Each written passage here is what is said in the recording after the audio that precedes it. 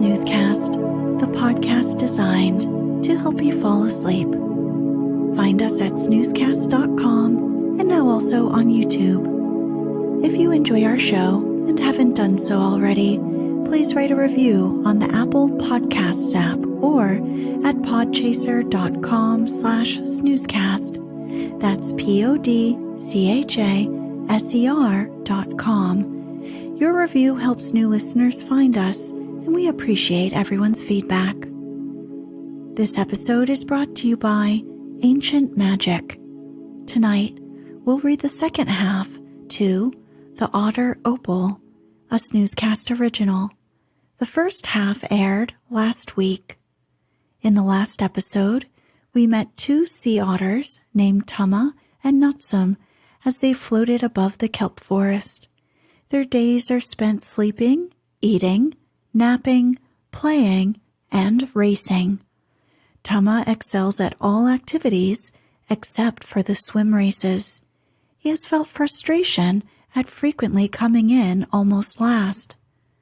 We also learn that sea otters often have a favorite stone that they keep in a pocket of their fur, and Tumma finds himself an extraordinary one.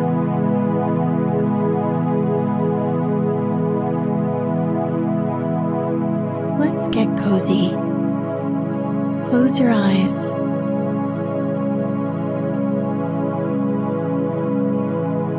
Relax your body into the softness of your bed.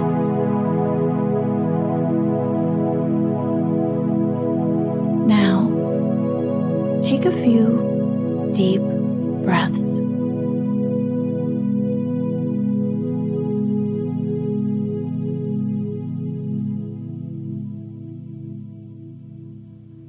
Upon awakening from his nap, Tumma reached into his pocket to make sure the special new stone was still there.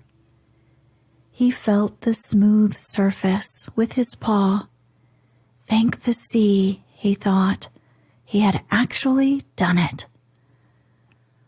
The rush from the heist and the subsequent adrenaline crash didn't allow for any possible closer examination of his prize, and he intended to take full stock now. Tumma nudged Nutsmn awake and explained he wanted to take a closer look at it away from the others. Nutsmn obliged, and they floated a short distance behind some sea rocks for some privacy. Ever so carefully, Tumma pulled the rock from his pocket and held it up to the light of the sun. It was stunning. A dazzling display of the complete spectrum of colors. An overabundance of tones and hues swirling together in a cosmic dance, all being held in Tumma's paw. It was mesmerizing. Tumma couldn't stop staring. Nutsmn was not as impressed. Looks nice, he said. How good is it at cracking urchins, though? Let's find out, Tumma said. It's time to eat anyway. Nutsmn and Tumma went to work foraging for food. In a short while, Tumma had surfaced and resurfaced with 4 urchins, 2 snails, some clams, and even a crab, piling his meal on the nearby rock formation. Nutsmn had no such luck. Naturally, what's mine is yours, Nutty, my friend, Tumma said with a note of triumph. Nutsmn thanked him. You look like you have something else you want to say, Tumma. Tumma wistfully raised his eyes and blinked happily. Well, it's kind of funny, no? What's that? This score I just pulled right after getting this rock. Excuse me. Quiechta. I've decided to give it a name. Naming your rock was generally reserved for when you had had it in your possession for some time. No one could say for sure how long, but you knew it when it happened. You certainly couldn't name a rock you had found that day. Once you named a rock, you had no intention of finding another one. Okay, Nutsmn probed. Okay, Tumma said incredulously. It's lucky, obviously. Oh, the sea, I just realized something. Today is the weekly cove race. We need to hurry up and eat. I'm finally going to win. Nutsmn was grateful for the food, but still skeptical the rock had anything to do with it. Some days food was plentiful, and some days it was lean. He was prepared to point this out, but Tumma quickly interjected, almost as if reading his thoughts. I'm sure you have something fancy to say about all of this right now, but let me just stop you right there. I'm going to win this race, and it's because of Kriechta, and that's final. Nutsmn nodded. Some lessons had to be learned and not taught, he supposed. Tumma stared at him. I know you're still thinking about something. Nutsmn made his mind clear, like the cloudless sky. Tumma nodded in approval as a joke, but he had actually meant it. There was a bevy of activity at the starting line of the weekly cove race. It was a young otters game, and Nutsmn was just happy to watch. Ever since Tumma became of age to race, he made a point to make an attempt every week. Anywhere from 100 to 1,000 otters participated. For most of them, it was just a bit of a lark to mark the ending of one week and the beginning of another. Others took it much more seriously, even though the only thing on the line was bragging rights. Tumma had never broken anywhere close to the lead and perpetually finished in the last 10th or so of otters racing that day. Last week was a particularly bad showing, and some familiar faces ribbed him as they lined up into the starting position. Second to last place, Tumma? Quagolth inquired. Shooting for a personal best of last place this time, I take it. Tumma ignored him and the handful of otters that chuckled at Quagolth's taunt.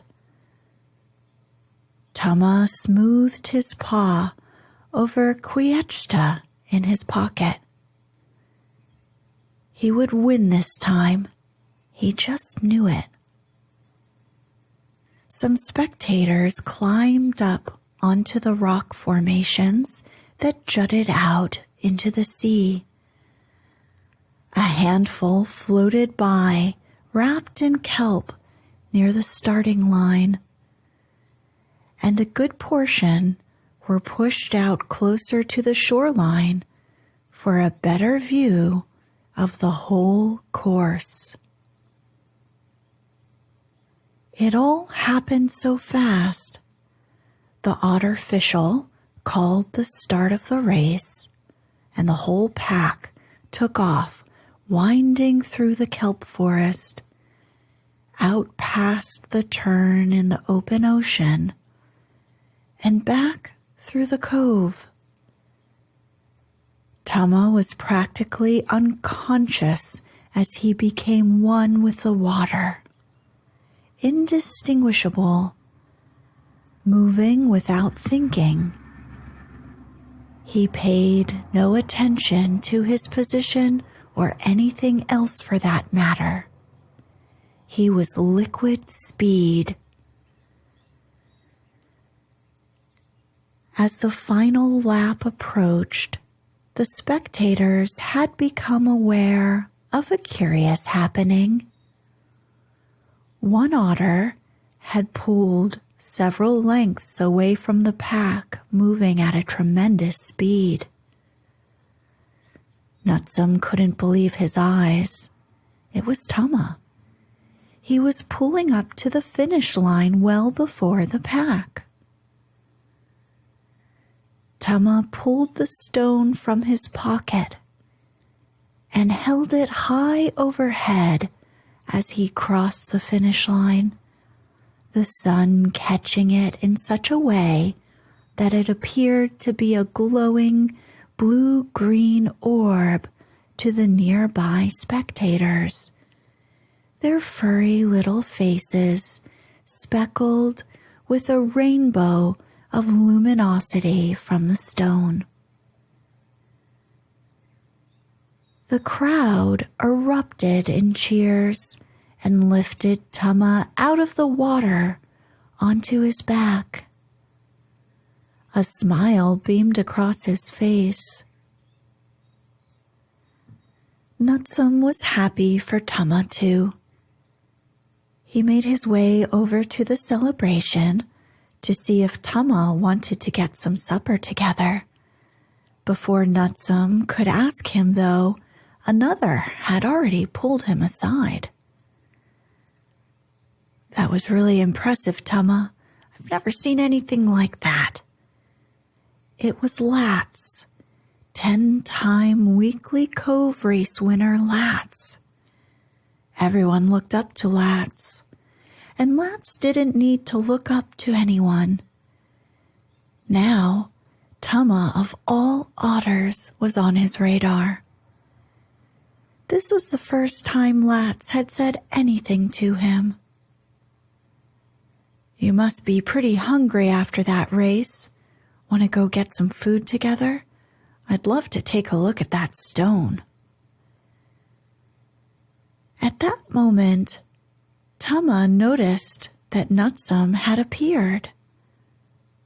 Nutsmn gave him the go-ahead nod to spend time with his new friend, and Tumma shot back a grateful glance. "Kwiechta," Tumma said. "That's the name of the stone." "Hey, whatever you say, my guy," Lats continued. "Hey, 3 more cheers for Tumma, everyone." The cheers faded. Nutsmn reconnected with some old friends who were gathered at the finish line and watched, out of the corner of his eye, as Lats and Tumma swam away from the inlet. As the weeks went on, Tumma spent less time with Nutsmn and more time with Lats and his crew. Tumma had invited Nutsmn to spend time with him and the guys, or at least he thought he did, and he dispelled any wrongdoing on his end by claiming that Nutsmn was jealous of his newfound success. Lats made a joke about Nutsmn Greyface one day, and the name stuck. Tumma laughed along with them, but felt a pang of guilt as he looked over at old Nutty in the distance, still cracking urchins with Old Top, mostly by himself, occasionally with a friend or two. The weekly races went on. Tumma always placed first. It wasn't so much of a spectacle by the 5th or 6th time, and actually, a handful of times some others came within striking distance by the finish line, but he always managed to eke out the win. In fact, as time went on, first place was generally considered to be the otter who came in second now, since Tumma had become the assumed winner. One day, when Latz was visiting family up north, and the rest of the crew was working on a new game by the deep part of the cove, Nutsmn bumped into Tumma foraging near the oceanic shelf during midday lunch. "Oh, Nutty, hey, wow." But even as he said it, the nickname felt wrong coming out of his mouth. It had been a while since they spoke in earnest. "How are you, Tumma?" "Good, well, you know," he said, "living the dream." "Is that so?" Tumma was annoyed. "Of course. I'm about to break Latz's record for coming in first place at the Cove race in a week or so. I'm breaking a record in months that he took years to make. Food is plentiful, and I have a lot of new friends." That pang of guilt stung him sharply once more. "Although, I mean, it would be good to see you a little more often." "I've come by. You've been busy. It's okay, Tumma," Nutsmn said, and he meant it. "Let me ask you something." Tumma stared at him. "Before your new stone, did you have food?" Tumma paused. "Yes." "Did you have friends?" "Yes." "Did you have fun?" "Yes." "Then why have you brought so much attachment to this rock?" "First, it has a name, Kriechta. Second, I never won a race before Kriechta." "And what has winning the race brought you?" Tumma was annoyed again. Obviously, it brought him happiness. He was pretty sure. Why couldn't Nutty see that? Maybe some people could be satisfied with a moldy old rock, but him, he was due for better things. He just needed the perfect rock, and this time he had it. Tumma surprised himself, though. He didn't explain any of this. In a bit of a fit, he produced the rock in front of Nutsmn's weathered face and said, "You're right. I don't need this. And I certainly don't need some know-it-all telling me how to live my life." And in a move that surprised Nutsmn as well, Tumma let go of the stone. After an unceremonious splash, it sank into the briny deep. There was a rather long pause before Tumma realized the impetuousness of his actions. Tumma let out a wild yawp, and his eyes widened. "Oh no," he exclaimed, and started to dive underwater. Nutsmn grabbed his paw gently and said, "Wait." "But there's no time." "Listen," he said, "you and I both know you won't find it. It belongs to the sea now, but I won't stop you. I know you're going to look for it anyway. All I want to say is, I'll be waiting for you up the coast. You know the spot with the dead tree? When this is all over, come find me." Before Tumma could respond, Nutsmn started swimming away. Seeing the commotion, a handful of others came by and began an impromptu search party for the Otter Opal. During the search, Tumma himself had dived deep, deeper than he had ever dived before, or would ever again, but it mattered not. The stone truly did belong to the sea now. The others attempted to console him, but there was nothing to be done. His spirit was broken.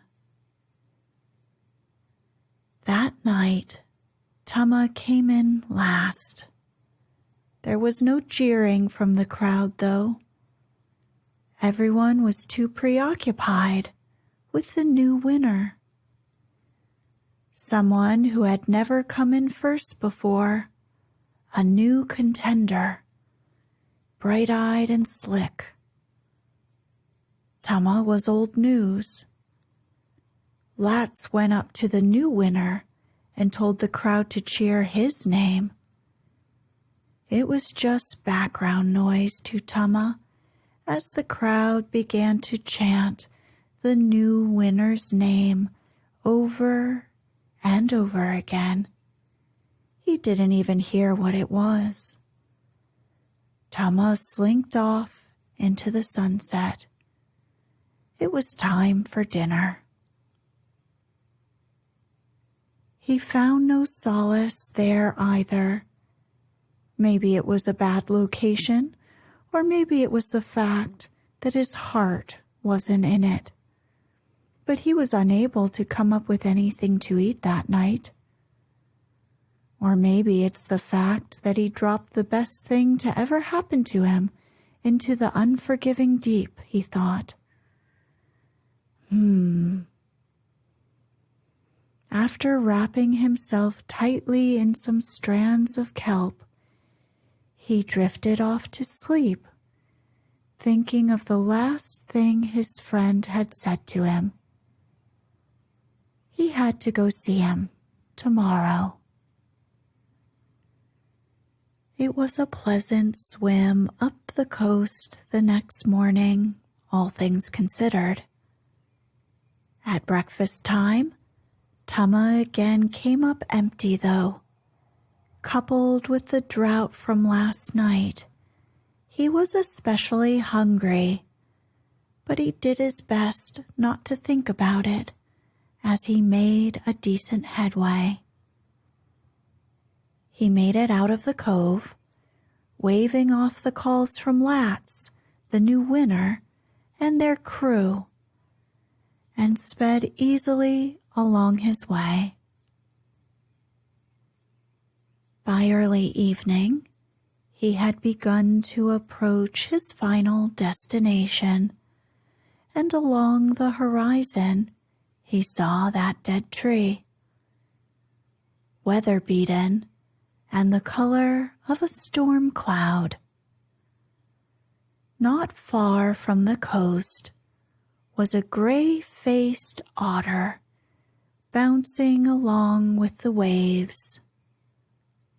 Tumma saw that Nutsmn had been piling up food on the nearby rock formation, just as if he knew exactly who was coming and that otter would be starving.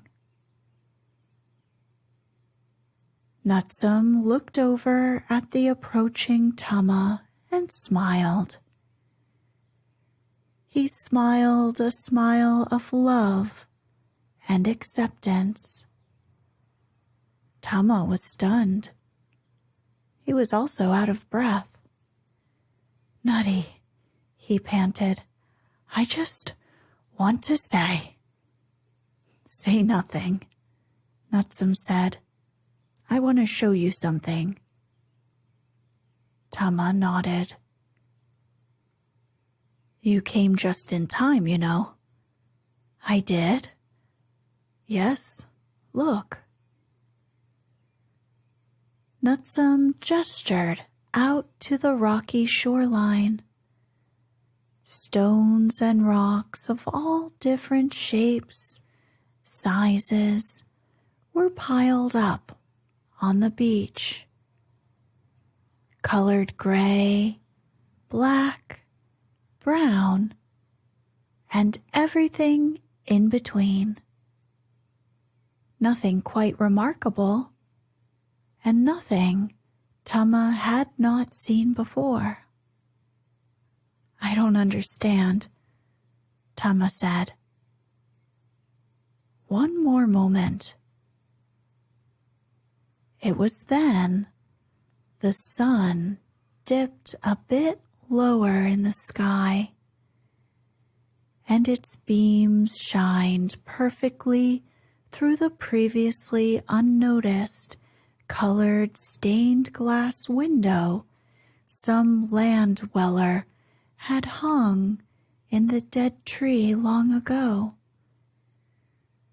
Rays of green and blue and purple and gold spread and glimmered across all the rocks along the shoreline. Each one of them danced in a vibrant, infinite delight, and Tumma gaped at the spectacle of it all, his mouth practically taking in seawater. "They're all so beautiful." Tumma barely breathed. After a moment, the sun dipped slightly lower, and the rays no longer passed through the glass to shine upon the shore. The familiar gray hues of the rocks returned. Tumma blinked. "Let's eat," Nutsmn said.